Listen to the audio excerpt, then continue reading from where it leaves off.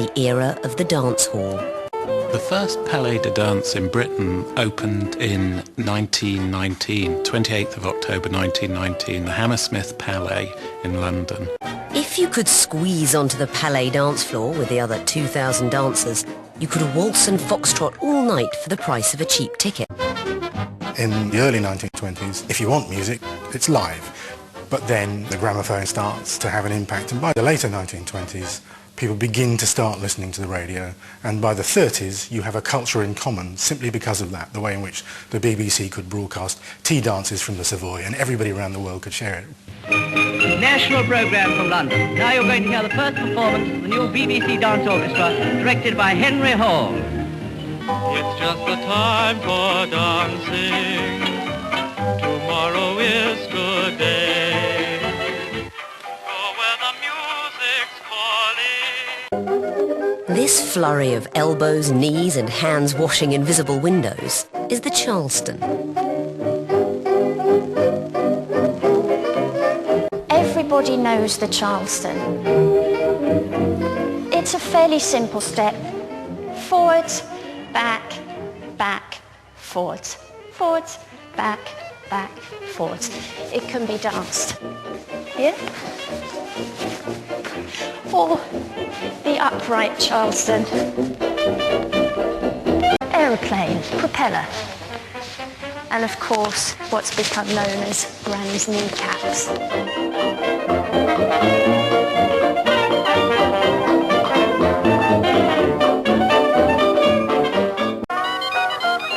But whilst these new dances were cutting across racial and class divides, they weren't cutting across generations.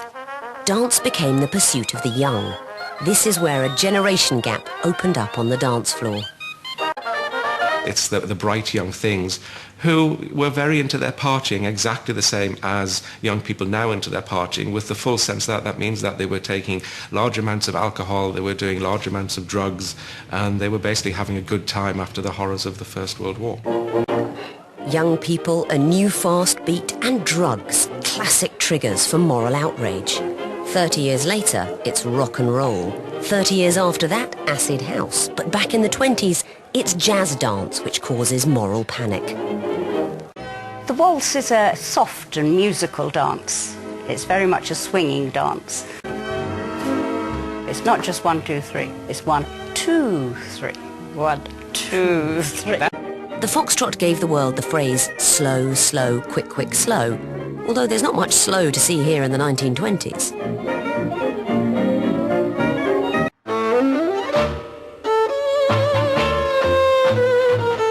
If the waltz and the foxtrot are romantic and the quick-step is a bit of slap and tickle, then the tango is far more serious. A grand passion, a clandestine affair, the woman you need to keep hidden from your wife. And now for a demonstration of dancing, arranged by those famous exponents from the Empress Rooms, Kensington, Phyllis Hayler, former world champion, and Charles Scrimshaw.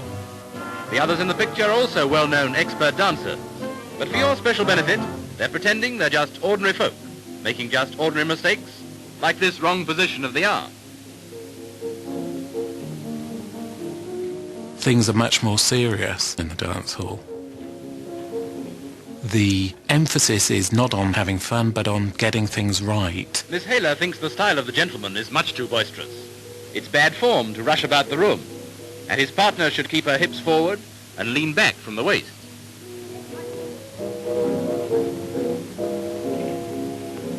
And now what's wrong here? Well, of course, the lady's frock is too tight and hampers her movements, and the gentleman can't take long steps.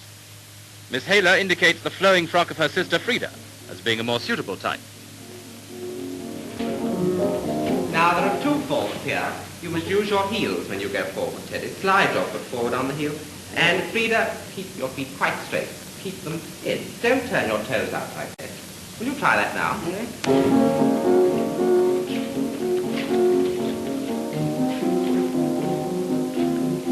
Two of the party have just come back from America, so here's a swing step, hot from Harlem. But it's rather too hot for English ballrooms. So let's try a swing step that's a little quieter. Good. That looks rather nice. Shall we all try? Still a favorite community dance is the Palais Glide with its hop, skip and jumpy tune. If everyone isn't quite in step, what's a little step out of step among newfound friends? That was the Palais Glide, little more than jigging around in the manner of an aunt at a wedding, but revolutionary at the time. The Lambeth Walk was Britain's only dance export to America in the first half of the century. It started a huge craze for other novelty dances, including Knees Up Mother Brown. Knees up Mother Brown, well, knees up Mother Brown. Come along, dearie, let it go. E-I-E-I-E-I-O. It's your blooming birthday, let's wake up all the town. So knees up, don't get a breeze up, knees up Mother Brown. Britain needed all its organisation, stoicism and joy in the small things in life, when in September 1939 war was declared against Germany. New dances in the tradition of the Lambeth Walk continue to reach the ballroom. The latest is an animated accompaniment to the Siegfried Line song. The washing hangs out on the line as the steel-helmeted dancers step it up. After all, who would want to miss the chance of a song, a cigarette or a dance when anything and everything you held dear might just have disappeared by the morning?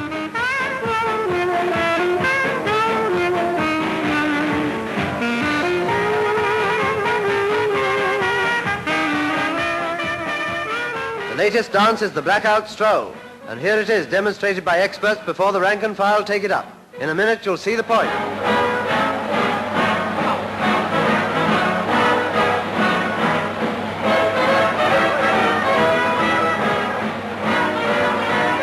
The main idea is to change partners during the blackout. Practically anything might happen. Blimey, my wife!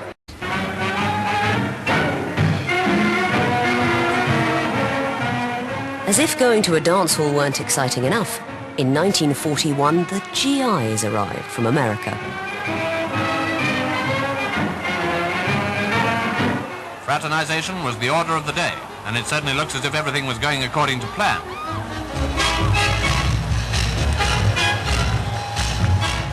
Along with the legendary gum, nylons and teeth, they brought with them their own bands, radio stations and high-energy style of dancing. It was these dancers who really taught the British how to swing.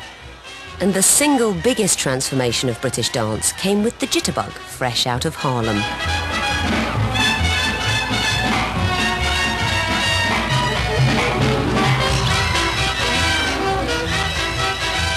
The Jitterbug was known in Britain, but most people didn't know how to do it, and of course that's what the Americans did. And the Jitterbug and the lindyhop are really sort of forms of jive. I mean, again, they're dance based on black dancing. And suddenly girls were thrown into the air, revealing their legs and, shock horror, their underwear. And so there were ballrooms where it was banned. It was considered too shocking. It was morally irresponsible. And it was mimicking these black dancers, and so it was not considered the right thing for young people in England to do. Although the Jitterbug of 1940 had been frowned on as being disreputable and banned in ballrooms, when you had an invasion of I don't know how many 100,000 Americans all chasing the girls and everything, I'm afraid the ballrooms wilted, and a rather milder form of Jitterbug, which got the name of jive, was taken in, and eventually the very pompous British Dance Council accepted it as something respectable rather than disreputable. You'd have a row of girls and a British Tommy would come up and ask them to dance. They'd be looking over his shoulder hoping there was a yank behind. Cheek. What does he think I am?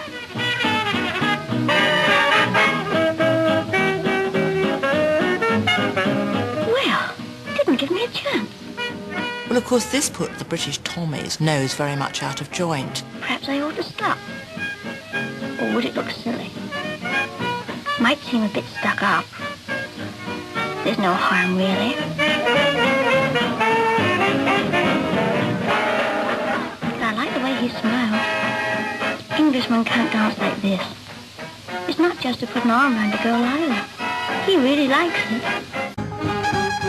On the most important day of the 20th century, however, VE Day, everyone danced together. Hoarded beer was brought from the cellar, strangers kissed in the street, parties went on past dawn. They were celebrating simply being alive after a war that had left most of Europe in ruins.